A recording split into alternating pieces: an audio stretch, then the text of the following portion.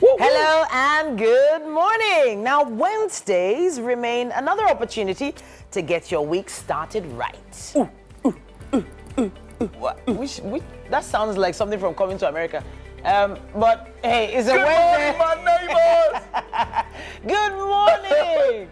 Good morning to you too. Yes. Hey, come on, welcome. It's just 5 days to the best day of the year for some people, not everybody. But hey, come on. We are here to ensure that we set out that carousel, that potpourri of meals like a culinary expert to ensure that you get the right serving this morning.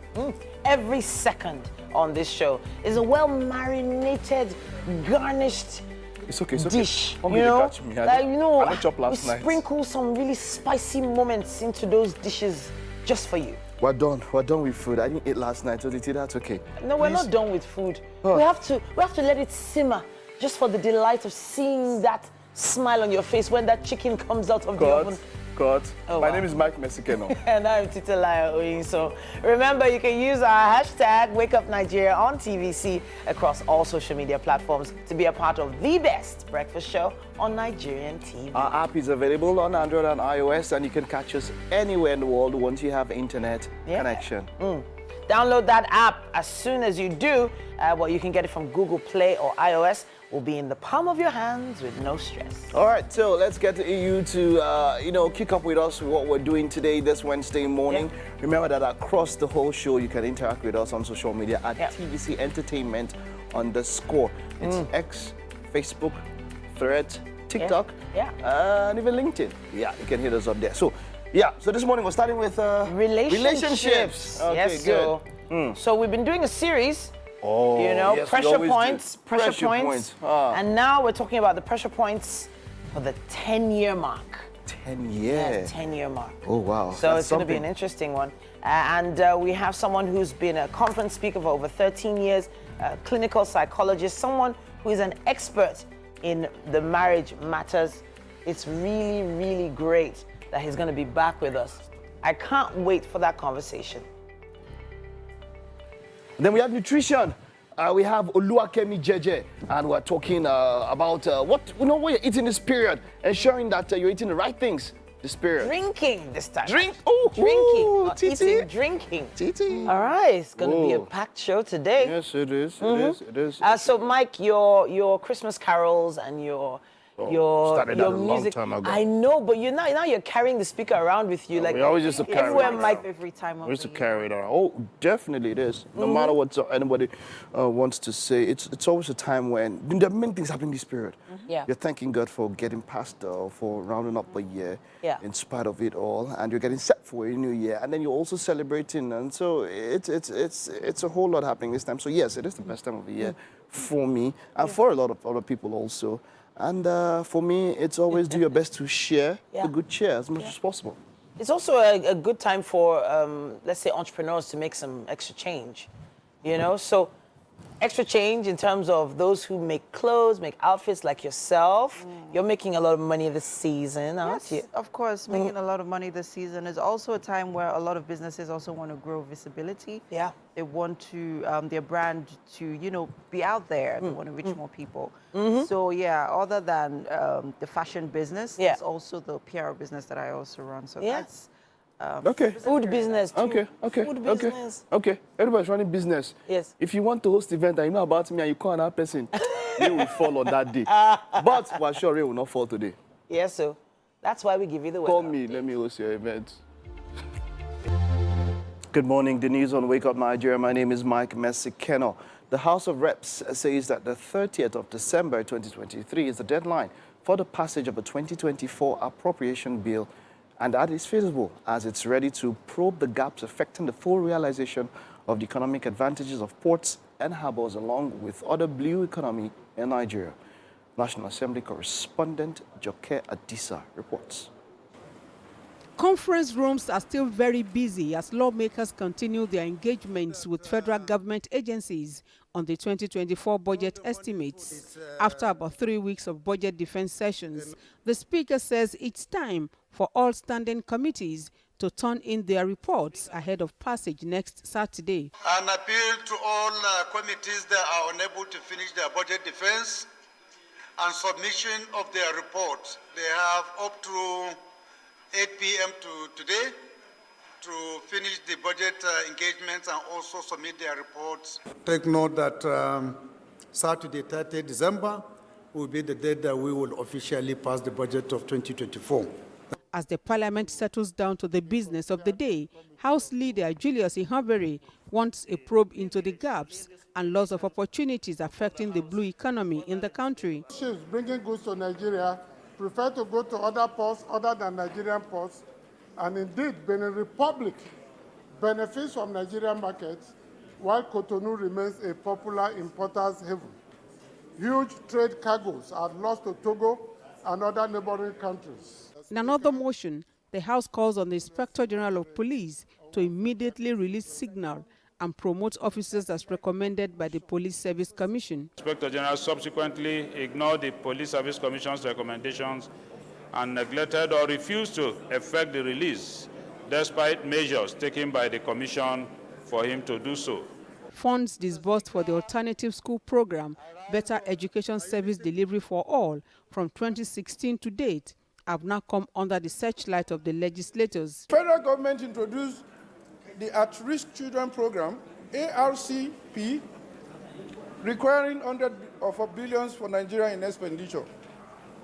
Regret that despite the federal government effort and the release of funds for the execution of the program, the number of out-of-school children in Nigeria continue increasing. Apart from a number of motions of urgent public importance on insecurity in some states, the House resolved to carry out a comprehensive enumeration and valuation of public assets in the country. It will thereafter publish a detailed inventory in a register that will be accessible to members of the public. Joke Adisa, TVC News, Abuja. Welcome back. And just yesterday, for 2 days now, one of Nigeria's icons, one person who I am glad I got to see her in her lifetime was trending, and that is the person of Professor Dora Akunyili. And it just brought back memories. I remember the time when I met her per se, when we were in the same, you know, the aura she exuded, she was just a shining light, something else. Yeah. And for the past days, the reason she has been trending is that, you know, they say some people, we remember people when they are gone or something. But well, for her, we knew what she was doing while she was still here. I was talking to somebody else, and what hurt me most was also the passing of her husband. The circumstances. I don't want, that's not the issue for today. That also got me into it and something else yesterday. But the issue is now with fake products, from drugs. It's a pandemic. It is a pandemic. So for those that don't know who Dora Akunyili was, you don't know. She was once the DG, that's the Director General of NAFDAC, that's the National Food and Drug Administration Agency and Control Agency. And so we always find a way to make fun about it. I feel like during the news, read about the volcano in Iceland. Yeah. If Nigeria was a country that was susceptible to natural disasters, tornadoes and volcanoes will be happening, and we'll be finding ways to tweet about it and find fun and be laughing about it. So there's been so many of those funny clips, those videos, memes, and people are not really understanding how serious. No. We need therapy as a nation. It's how we are managing. Exactly. I think it's just a way to. It is the only way to. Yes. To make it is the fun only of it way. Because it is funny. Because let's see, it's not funny. It's not funny. People are just trying to make light of it's not funny. The situation. It is so. This started from some people in clubs saying that they bought drinks. Now, on the average, whatever drink you buy outside, it's about maybe say 1,000%. The price is up to like 1,000%. That's in a club. In a club. Yeah. And so the issue was that, look, if I'm going to spend this high for a particular drink, it should be original. Number one, there are people that know that it is original or know that it is not original and sell. And there's people that don't even know because that's probably their supplier. Maybe the supplier's end that they're trying to make money and all of that. There are even some club owners that don't know that their staff bring in fakes and add it to the originals. So it started So the club owners might not even be guilty. Yes. Yeah. So this started in so, and then we saw a bust of a factory where they were faking drinks, even as much as the highly placed foreign brands. Yes. That's this one as in the way it was there. And if you put it, and so the memes are becoming side by side. How do you recognize the fake? So yeah, there was one on. I saw on the. Alongside with the bus, there were over 240 shops that were busted. Yeah. That were found with adulterated products, right? Fake and adulterated products in there. Worth 750 million naira. Wow. It's and in just a particular, just a street. Just a street. Just one street. Just one street. So you can imagine, when you call it a pandemic. I was having a conversation with my husband over this situation this morning, and I said it is a pandemic that needs to be looked into. Now the NAFDAC has put out a statement, and is more like an enlightenment campaign, to orientate people on things to look out for, how to identify fake and adulterated products. And I'm just going to, just run through it quickly. So first off, it's urging Nigerians to remain vigilant. Most importantly, shine your eyes this season before buying any product. You have to look out for the NAFDAC registration number from any consumable product. So whether it is food, drinks, whether it's imported or not, you need to look out for the NAFDAC registration number. You also need to look out for so I think there's poor quality packaging. The packaging, you need to look some out of the for packaging is still good quality. Yeah, but this is what with all due NAFDAC, respect to the whatever federal is- agency, numbers, people have also put fake numbers there. That's also there. So let me tell you. If you search the number, let me tell you. But let me just quickly run through them, Mike. Let me just quickly run through it. Spelling mistakes, because these are things that we overlook as well. Unusually shaped products. Okay. Contact information and address of the manufacturer. You need to look out for all of these things. Also inspect the seal of whatever product that you're buying. If the seal is broken or damaged, you need to also check for the taste. Where can we? So where this can be, you can access this. Check the NAFDAC website and also their handle on X. You can get all the information. But this is it. If I want to tell you one thing about how to save yourself and spot yourself, where you buy from. Yes. That's number one. There are some people that we know. Yeah. Of course, we cannot call the brands, but there are very few. And you know that when you enter there, they got it from the suppliers. Yeah, but Mike, there is usually a mix. And you see, let me forget. No, this one is not mixed. There are places. There are some supermarket chains exactly that get directly from the manufacturer. Look, all these ones, there are levels of fake. There are people that it's even more original. It's looking more original than the original one. So a lot of people, don't realize why some people, they call it elitist. They don't realize why some people refuse to go to open markets to buy some things. Bam! They go to supermarkets and they say, Olowo Niwon, they have money, that's why they're going to supermarkets. There's a reason. There's some products that it's really risky to buy from the open market. Things like detergent, soap, washing liquid for plates, deodorant, body spray, especially things like that. I feel that, guys. If, we're not looking at the fundamental issues here. The reason people actually go to the open market to buy some of these products is because they're cheaper. Yes. Why are they cheaper? No, that's the question. Now, why are they cheaper? It is because the larger population, which are the masses, can afford it. Now, this is where the government comes in to look into these issues. The reason a lot of people cannot even, well, let's look at foreign products, for example. Now, few months ago, there was an increase on import duty. There's an increase on import duty, which, if you look at it holistically, this trickles down to the consumers because these products become expensive by the time they, are being sold.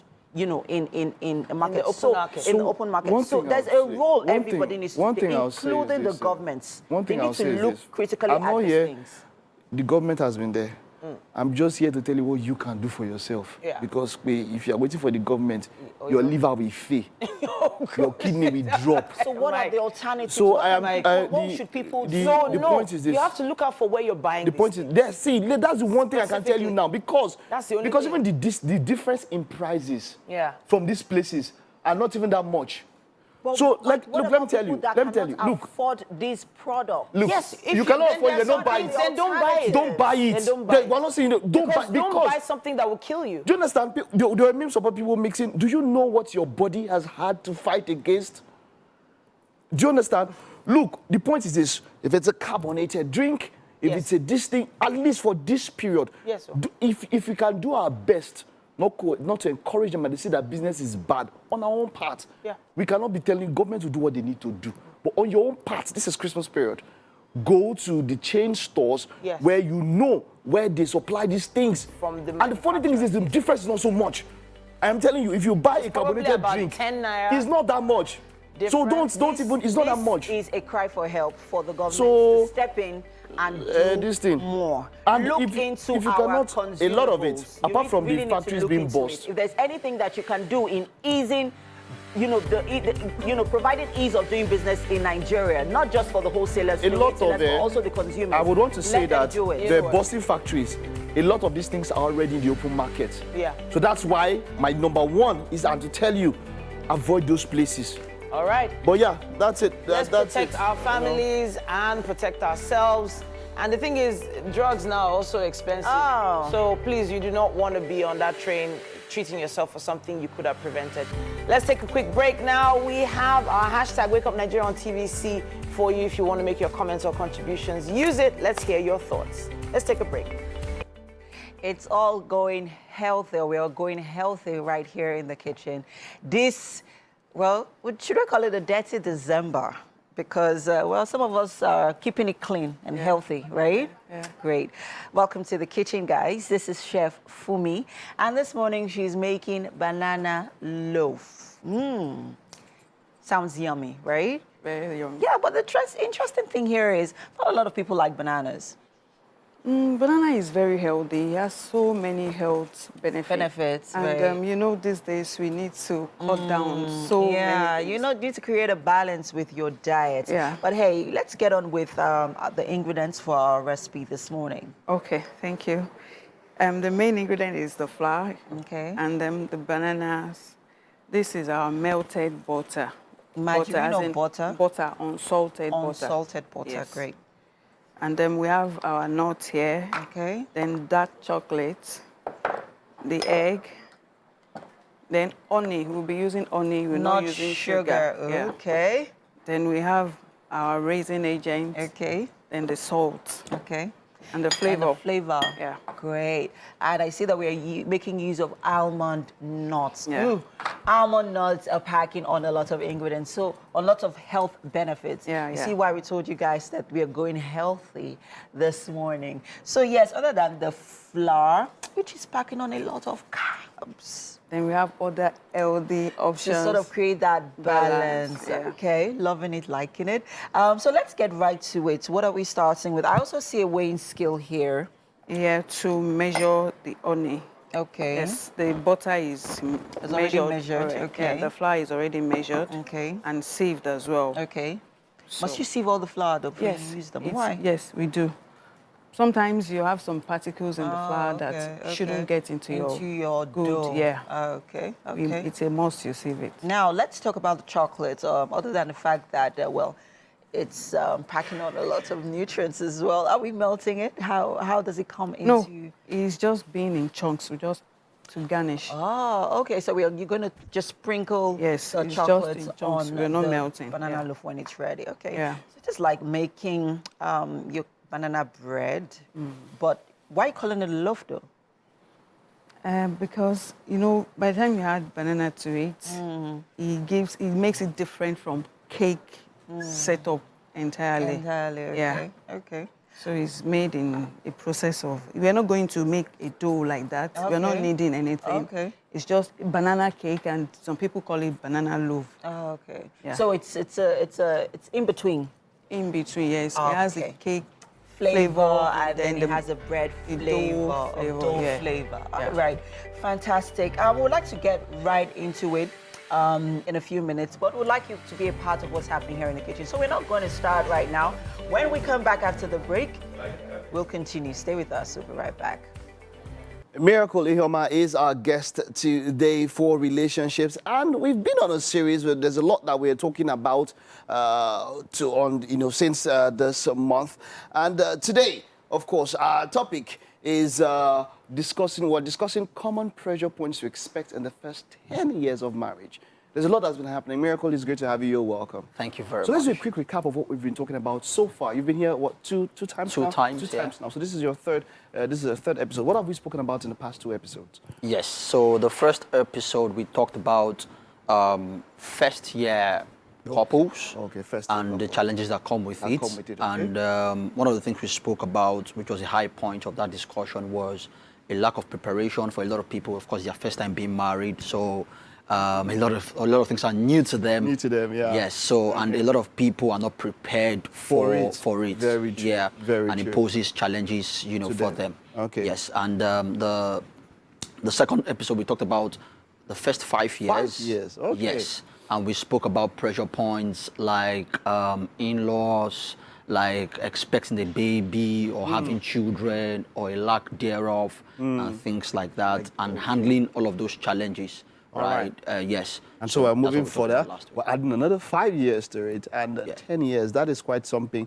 For you to be married 10 years, you've really seen quite some things, Yes. So these people, we could say they have a little bit of experience, right? Yes. So what are these, more than a little bit, quite some experience. What are the kind of pressure points that we could see in, when you get to that particular stage of marriage? Yes. A major one would be the tendency for complacency. That happens, even when it's up to 10. I understand. Exactly. So you've been married for a long time, so you feel like, okay, we're married. Yeah. So for a lot of couples, they stop doing what they were doing in the initial stage of the marriage. We're almost like brothers and sisters in the house, so see finish, don't enter, that kind of a thing. So that can really pose, because that can begin to make a lot of what we call love dwindle, right? Because there's love, there's the act of love, there's the feelings of love. For a lot of people, the feelings of love begin to wane and to fade. I think for everybody, if you base on that feeling, it won't always work. Be there. Exactly. Because for everybody, that's what I think. But of course, it's not absolute. Yeah. For some people, they could have it, But I think that for more people, that feeling will move out. So I think intentionality now comes in, right? Exactly. Let's talk about that. Exactly. So intentionality now comes in, which is what even resuscitates the feelings in the first place. Because for a lot of people, when that feeling is no longer there, they say things like, I don't love my partner anymore. Exactly. I don't love my husband anymore. We've seen ahead a lot of times, and which is why I get to tell people that for me, love is deeper than just a feeling. Yes, it is. It's deeper than just. So what are the things that they can do at this kind of point in time, being intentional? What are those measures they can take to bring back that kind of love? So, like I said, there is love. There is the feelings of love, and there's the acts of love. Okay. Usually, the acts of love would resuscitate the feelings of love. When I say the acts of love, I mean being intentional to do things that communicate love to your partner. I agree. But now, based on what you have done, based on your experience, what's the percentage of people? Because some people will say that they've tried those acts and they still don't get that feeling back, like the way it was. Would he ever get back to that butterfly stage? Can he ever get back to that first kind of stage? Really? Can he ever get back to that stage? Of course. We've seen people who have been married for as long as 25 years or even more, who still have that They butterfly. say they have. Do they really have? Well, I wouldn't know. I want to believe that they do. Right? Because yes, you can love somebody that much, and of course, from time to time, the feelings will not be there. But you can't base your love and your commitment to that person based on the feeling. Exactly. Well, that is where I'm going to. You've hit the nail on the head now. Because if we get to the point where we are trying to resuscitate a feeling, and if it doesn't come, doesn't mean that you can't love somebody. Because for me, love is a choice. True. It's I agree. That So I think if we get people to understand more that, look, it might not be there like that first time, because some people are looking for that. Since it's not there, then it is gone. It's gone. I think that's where people need to. So just like you said, love is not a feeling, and it's something that we need to, ring in the ears and heads of a lot of people. Love is not a feeling. Love is a decision to make a commitment towards another person without expecting anything in return. So love is not symbiotic. Love is not a feeling. It's a decision to consistently add value to somebody else. So if that's your definition of love... like this one even better. The decision to consistently add value to another person. And, you know, there's this interview that was trending. I think it was that about Malaika. There was something he said in that interview. Forget, I'm not going into the detail, but he said something like, when you're investing in someone, and like you just mentioned, now value, and then you are not getting it back, there's a problem. Yeah. What if it happens in such a way that there is that two-way, you know, that symbiotic sort of, you know, relationship is not there? If you are pouring in and it's not coming back the other way, and it happens.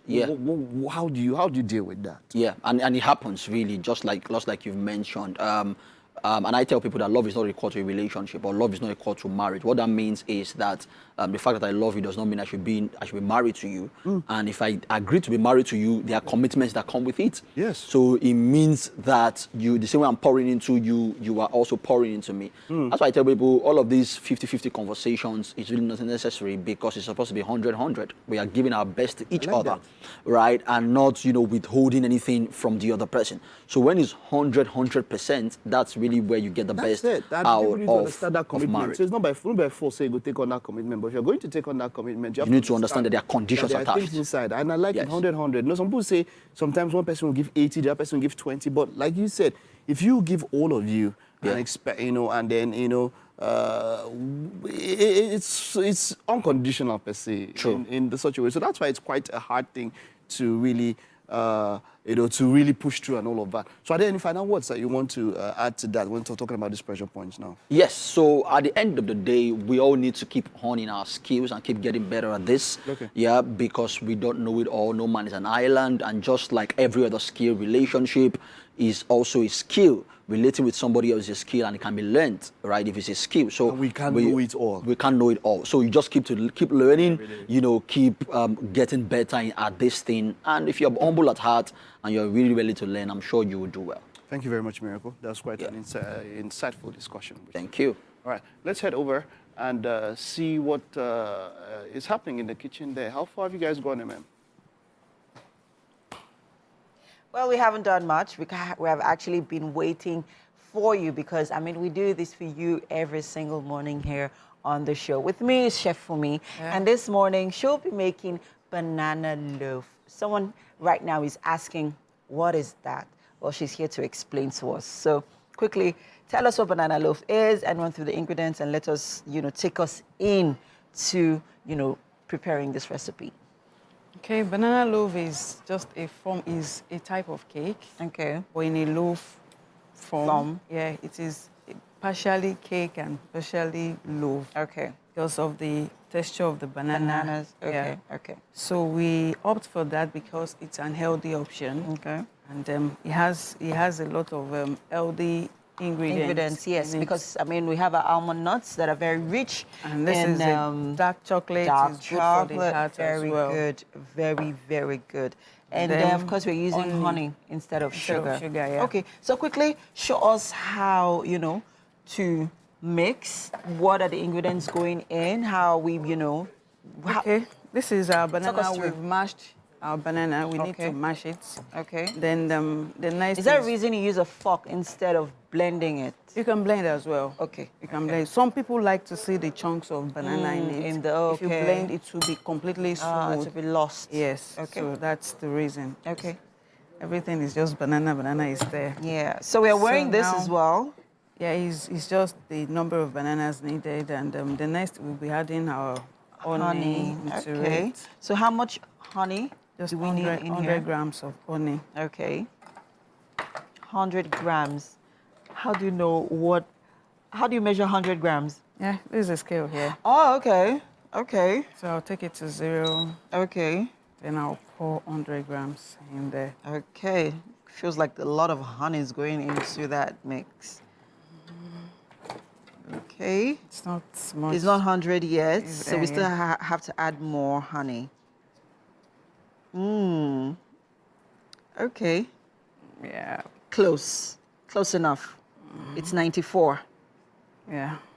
Okay. 97 now. It's better. It's okay. It's fine. Okay. So you're just going to, okay. So now that we've added our honey. What's going in next? The melted butter is going. I need 80 grams of that. 80 grams of butter. Okay. And you said this is unsalted butter. Unsalted butter. Okay. It's not margarine. All right. Right now, if someone watching is asking, how do you melt butter? How do you melt butter? Because people like a step-by-step process on everything. There are different ways of melting butter. Okay. You can place an heat-proof container and put in a pot of simmering water, then it melts. Then you can as well put in microwave and melt it. And melt it. Yes. Great. Now, just ensure you use a microwave usable container. All right, fantastic. Yeah, that's fine. Don't put your plastics in your microwave. It's not healthy, guys. Then our flavor. What flavor is this? Butterscotch flavor. Butterscotch. Oh, I vanilla, love butterscotch. but I love butterscotch. I love butterscotch as well. So Feels like you're making this for me. Because I absolutely love butterscotch. I know, look at that aroma. My world. My world.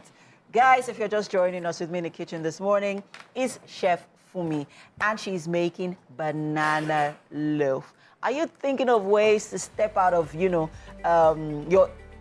sugary eating habits this holiday? You're looking to eat healthy. You want to stay away from the cakes and the bread. I think this is a great option, guys. Banana loaves. So now we're going to add a leavening agent. Yeah. Okay, quickly. Let's do this. Bicarbonate of soda. That's just a teaspoon. So you're just going to pour in our flour. Whisk, pour everything, then put in the oven. And put in the oven. Okay, so how long is it going to stay in the oven for? 20 minutes max. 20 minutes. But that's max. Quick and easy. As long as you have your dry agents, you mix it in with your wet agents, and it all comes together, you have your banana loaf. All right, still getting things set here in the kitchen. We have to go on a quick break. It is the top of the hour. We don't want you to go anywhere. Please stay with us. We'll be right back. Really? Mike is in a Christmassy mood today.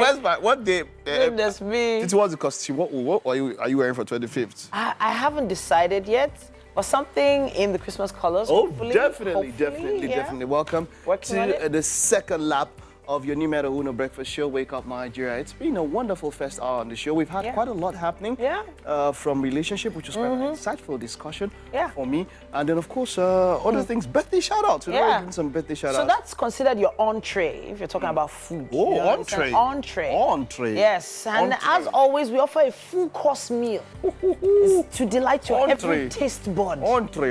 Yes, somebody that does not understand entree very much, and I should tell her that she's the only one that does not know what is banana bread or banana loaf. Yes. Banana loaf. Amen.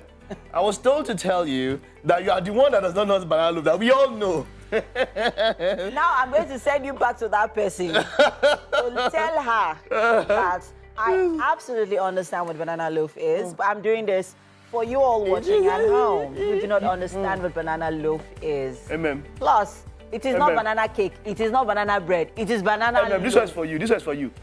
See, come. This is for you. What do you call it? What? Yimu. That's for you. Well, okay, so let's get straight into what we have left on the show. My name is Mike Messikeno. And I'm Titilayo Oyinson. You can, of course, use our hashtag Wake Up Nigeria on TVC across all social media platforms to be a part of the best breakfast show on Nigerian TV. All right, the app is available. That would allow you have access to us anywhere you are in the world once you have internet connection. All right. Yeah. So we still have nutrition coming up. Yes, we do. Definitely. We're talking about drinking. Yes. The fake things. Beverages, beverages and drinks this season. Because what we should and should not be drinking. What should we be consuming? I still have a lot to talk about this fake thing. Yes, it's a big deal. Because it's entered water. It's a big deal. Water. It's a big deal. Bottled water. Yeah. All right, we'll talk about that. Sachet water. Sachet water is even safer now. Wow. I'll tell you why. Mike. All right. So I wanted to touch a little on our former conversation. I mentioned water. Bottled water. Bottled water. So the big brands. Did you see the trending video? Yes, of course. We've seen so many. What happens is that the big brands, those are the ones that are faking. And this is why I say pure water or sachet water. Sachet water might even be safer. Because most of these ones, their factories, we stay close to their, there are some factories of sachet water that are close to houses. And they have NAFDAC, you see NAFDAC officials come there So the environment is even safe. Okay, you know that this way they're not trying to be a replica of something else. Yeah. I don't know if you understand what I'm trying to say. NAFDAC has checked those places. So it sort of authenticates. Do you understand? Exactly. So they're not trying to be something Yeah. else. So it might even be safer buying those ones than buying the one that wants to be the big brand. So what So about there's the a ones might you don't in know? quotes. Yeah. What about Yes, the ones you that's what I'm don't saying. know? Yes, for sure. Because I'm it still doesn't rule out the fact It that there are doesn't. It so doesn't. many other fake. Exactly. So It there was doesn't. a time It abroad. doesn't. I don't know if it ever happened here. Abroad, whenever you use a bottle, they say you should crush it. Crush it. Crush it before disposing of it. And I don't That like- is the rule. Now, a lot of people do not crush it before disposing of it because they want to recycle it. Maybe use it for vegetable oil or use it for some other purpose, which is sort of, yes, recycling, but the proper recycling method is to crush it. Crush it. Now, And it's Titi, melted you down have and this then used knowledge, again. right? You Yes. have this knowledge, and then if you, I mean, this country that's practicing most of Yeah. this, putting out this awareness, it is the government that is facilitating it, and that All is the why they awareness. have that awareness. But here in Nigeria, where's the orientation? A lot of people do not even have this knowledge. A lot of people do not even drink bottled water. A lot of we have a agree. larger And I population think- that drink sachet water, or that even drink water from the borehole or from the well. And I think that we have a responsibility, and that is also what we are doing. As the media, we have our own responsibility. Now, I remember we used to talk about how AI would take jobs. Now, everybody wants to be in media. Once you have Instagram account, Yeah. and you can buy one small mic. Everybody's a journalist. You can buy one small mic and put on they call you media, everybody now personality. media. Ogbeni, It's a responsibility. we are traditional mainstream media, and that's what we're doing. We're doing our best to sensitize you, to disseminate the information, to ensure that, look, as much as possible, while the government is trying to do what they want to do, let us take the business away from those people.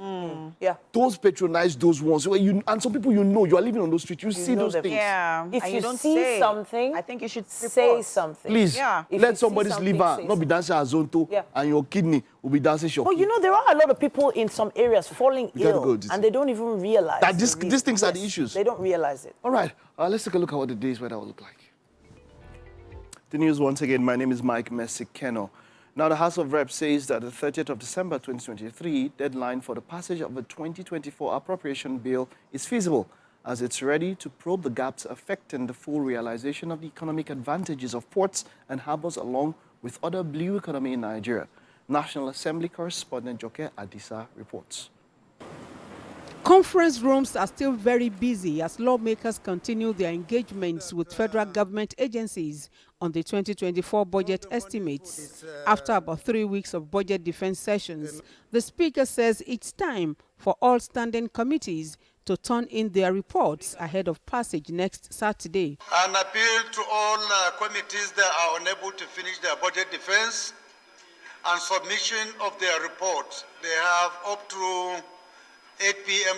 today to finish the budget engagements and also submit their reports. Take note that Saturday, 30 December, will be the date that we will officially pass the budget of 2024. As the parliament settles down to the business of the day, House Leader Julius Ihabere wants a probe into the gaps and loss of opportunities affecting the blue economy in the country. Ships bringing goods to Nigeria prefer to go to other ports other than Nigerian ports, and indeed Benin Republic benefits from Nigerian markets, while Cotonou remains a popular importer's haven. Huge trade cargoes are lost to Togo and other neighboring countries. In another motion, the House calls on the Inspector General of Police to immediately release signal and promote officers as recommended by the Police Service Commission. Inspector General subsequently ignored the Police Service Commission's recommendations and neglected or refused to effect the release, despite measures taken by the Commission for him to do so. Funds disbursed for the alternative school program, Better Education Service Delivery for All, from 2016 to date, have now come under the searchlight of the legislators. Federal government introduced the At-Risk Children Program, ARCP, requiring hundreds of billions for Nigeria in expenditure. Regret that despite the federal government effort and the release of funds for the execution of the program, the number of out-of-school children in Nigeria continue increasing. Apart from a number of motions of urgent public importance on insecurity in some states, the House resolved to carry out a comprehensive enumeration and valuation of public assets in the country. It will thereafter publish a detailed inventory in a register that will be accessible to members of the public. Welcome back.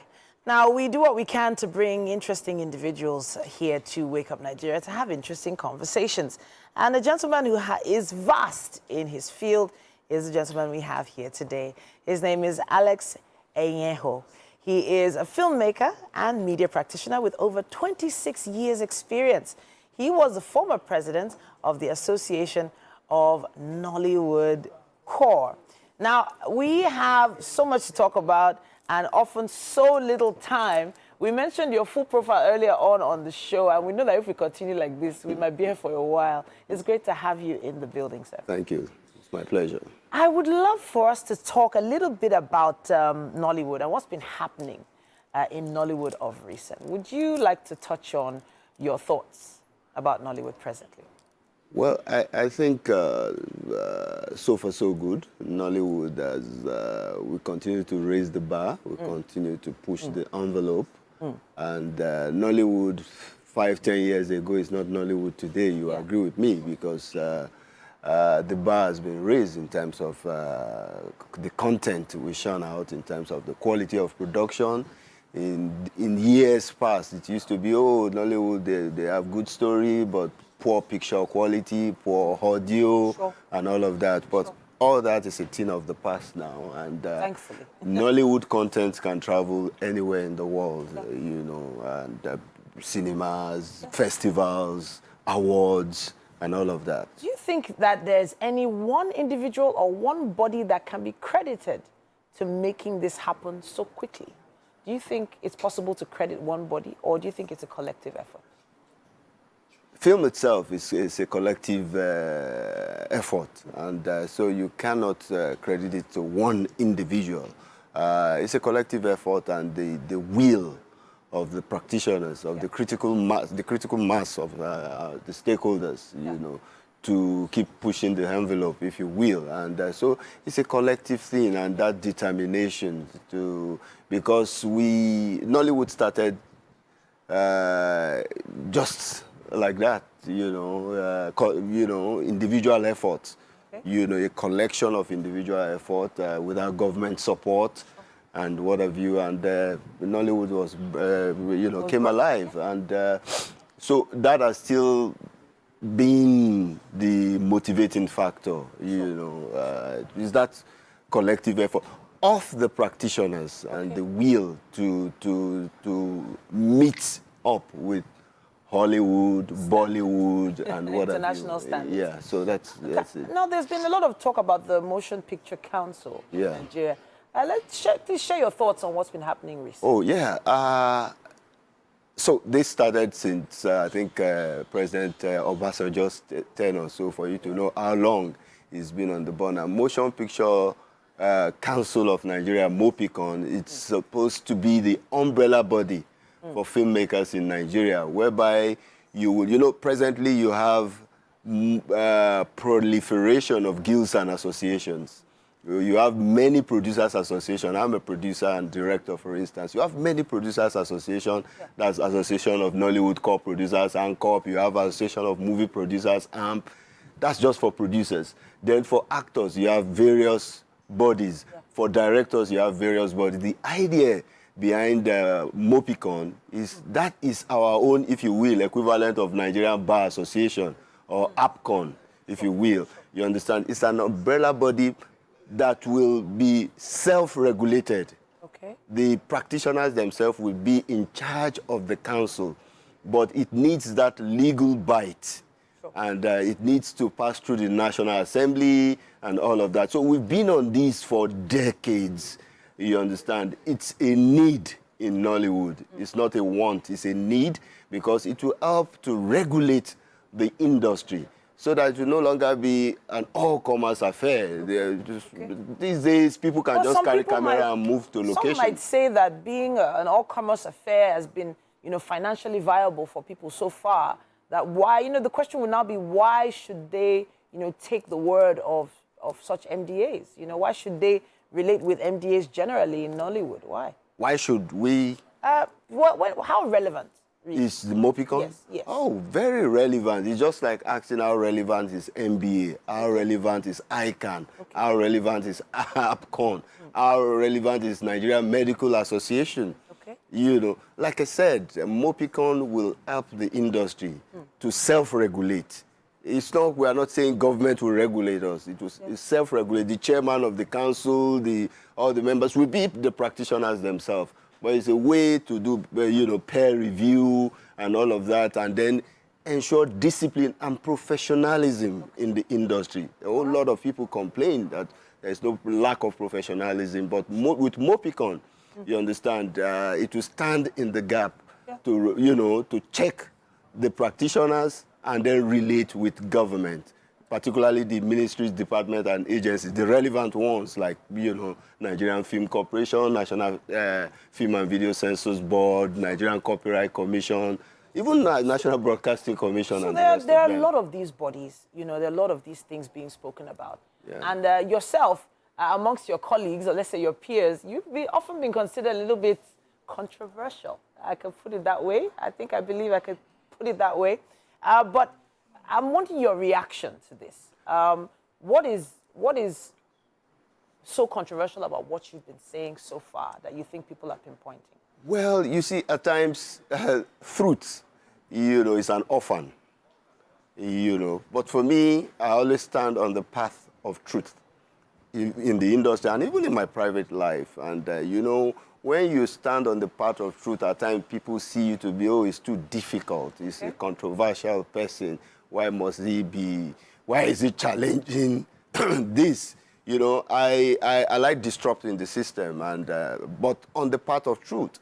And I always err only on the side of the law. Okay. You understand? If I must err, it must be on the side of the law. Take, for instance, the National Film and Video Censors Board, which we think, was overstepping its bound, was going against the act that sets it up by trying to colonize, if you will, the guilds, the existing guilds and association, by wanting to regulate the guilds and association. This is not in tandem with the extant laws that set up National Film and Video Censors Board. And so we went to court. The matter is in court, so I wouldn't want to talk much about that. Sure. We want the court to pronounce whether Censors Board has the power to control, to regulate, to dictate to guilds and associations.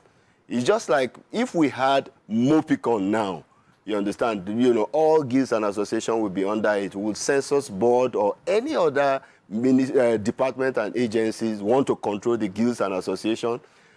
I made it loud and clear that Censors Board have no business whatsoever with guilds and associations. Censors Board has business with members of guilds and associations who have business to do with Censors Board. Okay. Maybe you want to censor your film. Yeah. You understand? It's not all producers that need to censor film. Some producers are just into events planning. Some producers are just consultants.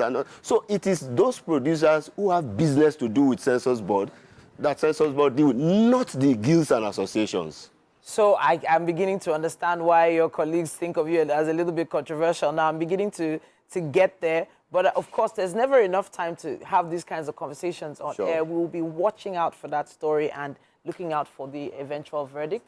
But you're also working on something in Warri. Yes. As quickly as possible. Yeah. It is called the Warri International Film Festival. Amazing. The entertainment industry, I would say, without a sense of responsibility, is incomplete without the mention of Warri. Be the comedians. Yeah. If they have not used Warri to do their stand-up comedy, it's not enough. Even the film industry, a whole lot of Warri people. But there is no single film festival in Warri, even in Delta State. So, and a whole lot of Warri indigenes are in the industry. So I thought of it, and we go to film festivals all over the world, Berlinale, Cannes, and all of that. And so we are starting Warri International Film Festival from December next year, which will now become an annual event. Amazing. You understand? Yeah. I have to say thank you to you once again for joining us on the show today. We will definitely be watching out for the Warri Film Festival. We'll also be looking out for that verdict. Thank you. Yes, we will be looking out for all those stories. Thank you so much for joining us. Thank you. All right. At this point, there's still so many questions in that industry, but it is still thriving and putting Nigeria on the map. That's why we keep asking them. Something else that keeps Nigeria on the map are our performing artists. And we pride ourselves on Wake Up Nigeria for bringing some really great up-and-comings to the studio. We have a performer standing by for us right now. How you doing? Oh, look at her voice. Her voice is so delicate. Okay, so tell us the song you're performing today. I'm performing Toyin Abraham. All right, so I'm not sure we have your sound yet, but we're working on it. But I know that you're about to perform a great track. We are going to take the slightest of breaks so that we can work on our technicals, and then we'll be having that performance. And we are back. Thanks for staying with us right here on the couch. He's a renowned film director. He's also an editor, and he's also been involved in a few movie post-productions. And of course, we're talking about movies like Malaika, The Figurine, Ijakumo, and a host of other movies. You are welcome to the show. Thank you so much. Thanks for being here with us. Now, Malaika is one of the most talked about Nollywood movies right now in the cinema, and I mean the movie premiere was over the weekend. Yeah. And it was quite a huge turnout of people coming out to to support the movie. And of course, it was produced by Toyin Abraham. Now let's talk about the entirety of the movie, from the pre-production to the production and the post-production, which you were involved in. I know that this is not the first film project that you've been involved with Toyin Abraham. You were also involved with Ijakumo, which was, a few months ago. But talk to us about, your interest in being involved in this project. Thank you very much.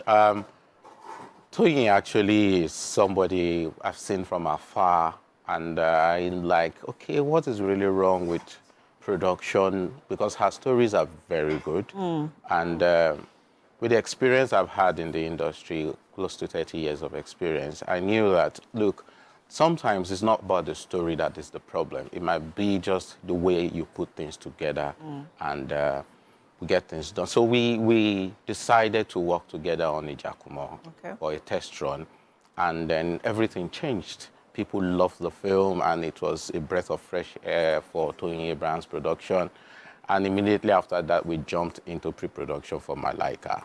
Malaika is a very, very emotional story. It is. And it's very personal to Toyin. And from there, we've gone into trying to get the story properly told.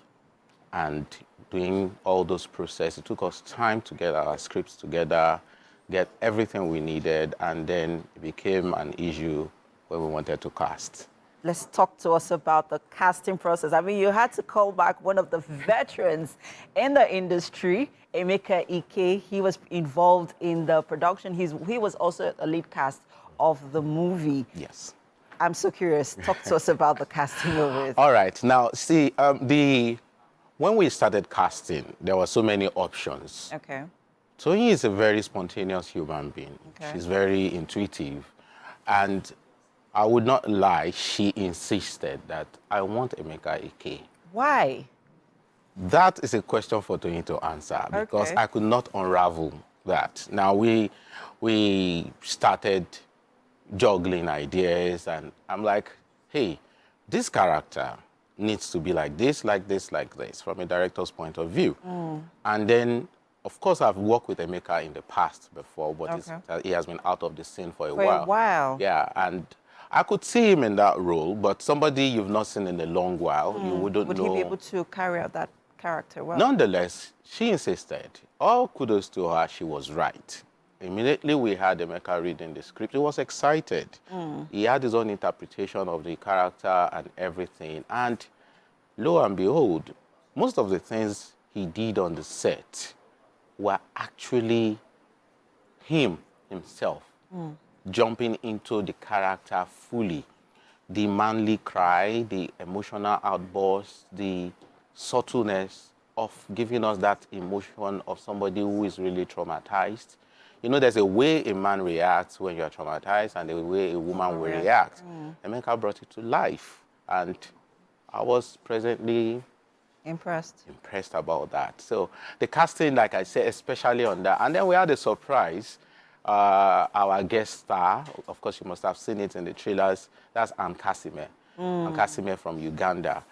Ann Kasime had never done a film as big as this. She's more used to a type of film. And immediately she got to set, she was like, hey, can I really do this or that? I was like, hey, calm down, you can.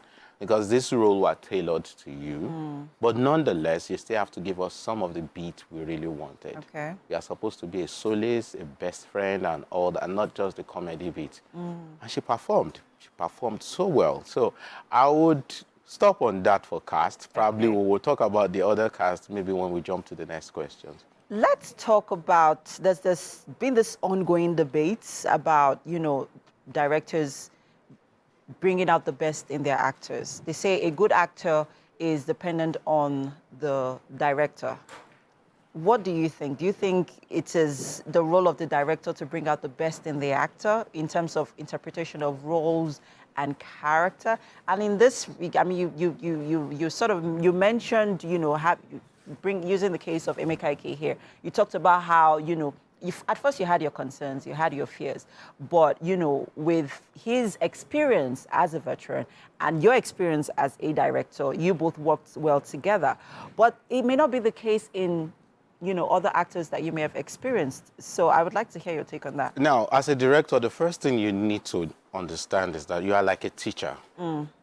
Most of the result of your students is partly theirs and partly yours. Okay. Now, the saying that, oh, it is the director that would determine, I would not totally agree with it. Okay. I use the word totally because truly, sometimes some directors would not even understand how to interpret each character. Is that possible? It is. Okay. Your own interpretation of sorrow might be different from my own interpretation of sorrow. Okay. You understand? I made mention of the fact that when he gave a manly cry, a woman might get up to the extent of wailing when they have problems. Sure. A man will not get to that extent. Very true. So you understand? So some directors will not understand how to interpret that. Malaika is so sensitive that if we overdo it, you will miss the point. And if you underdo it, you will not even get the point. Because a lot of people that are going through trauma, if you want to interpret it on the screen, you should not exaggerate it. You should get an actor that can easily fall into that mood and still deliver the lines. Prepping your actors to get into character is the ultimate aim of a director. Okay. Now, where you now choose your A-list actor is actors that will get in faster. Rather you spending so much time and doing different cuts and different takes just for you to get what you want. Yes. And it could be tiring. He's not the only person on set. Exactly. If he's the one failing, then everybody is frustrated. Exactly. That is why I give kudos to the actors too. But yes, the director have a major role to play in interpreting the role to them and making sure they can deliver the character. Have you ever been faced with an actor who found it very difficult to get their lines figured? See, there's you know this feeling, this butterfly feeling in you when you're doing something for the first time and all that. Yeah. Some people are actually seasoned actors, but when they get in front of the camera, not just the camera, okay, an intimidating actor. Oh, director, you mean? No, you're talking about a character that is having difficulties in delivering. Some of these actors that get into this situation, I have discovered that when they get in front of a more prominent or intimidating actor, okay, everything leaves them. Oh, okay. Now, you need to study that and know that, because we do table reading and everything, so I would know you're good enough to be on my set before I bring you on set. Okay. So if you now get to the set and I see that, okay, you are intimidated, then it is my job to walk you through and make sure you are all settled in. You understand? So sometimes people don't understand that bit. It's not that the actor is not good.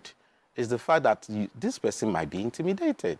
You imagine you sit down and suddenly Denzel Washington walks in and you are supposed to act alongside Denzel, no matter what, you will shake a bit. Ishola Shobowale has that effect on people. But she's a mother, she will walk you through it.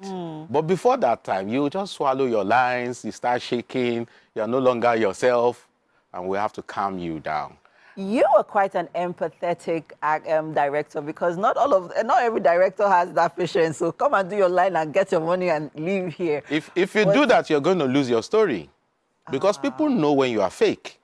Okay. You just cry and you have your tears all over, but they know you are not crying.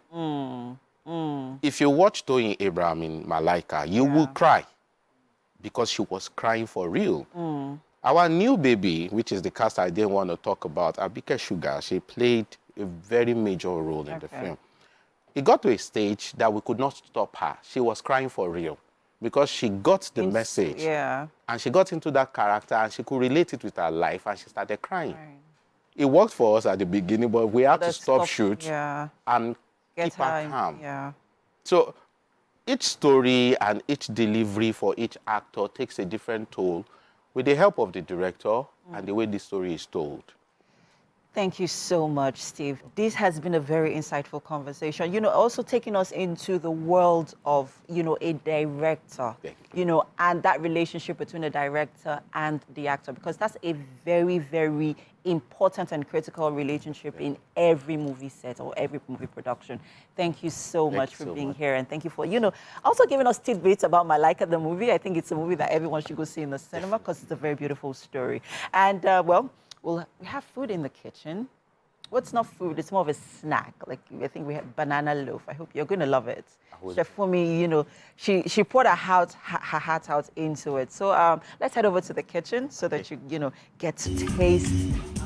Beautiful great trailer right there. I like the movie. Well done, Steve. Well Thank you very much. Welcome to the kitchen. This is Chef Fumi. And this morning, she's made for you banana loaf. Wow. Yes, so there's chocolate sprinkled on it, there's almond nuts. Ooh, love it. Are you good to taste this? Yes, Are you good to taste it? Okay, all right. No allergies to nuts, I hope. No, no. Okay, all right, go ahead. Please have a slice. Sweet. Have a slice. Because of the chocolate. So she's saying something. Shafumi has something she's saying. Go ahead. Like, you're going to feel taste of bittersweet. The chocolate is dark chocolate. Okay. Yeah, we didn't use the sweetened one because that's the actual, That's a healthy one, right? All right. Go ahead. Dark chocolate. It's so fluffy. Yeah. I like that. Okay. And it looks so good. Please Now, go ahead and have let's taste it. Hell yeah.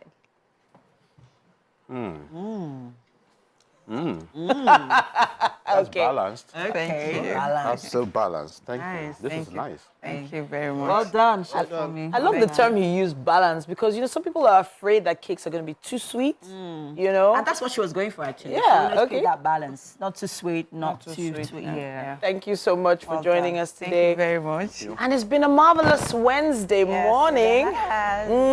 It is our favorite time of the year, and I hope that, well, just as we count down, you have a beautiful one. We have to go now. It's a wrap on the show. All right. Have a beautiful day ahead. Yes, indeed. Have a great day, everyone. Bye. Bye.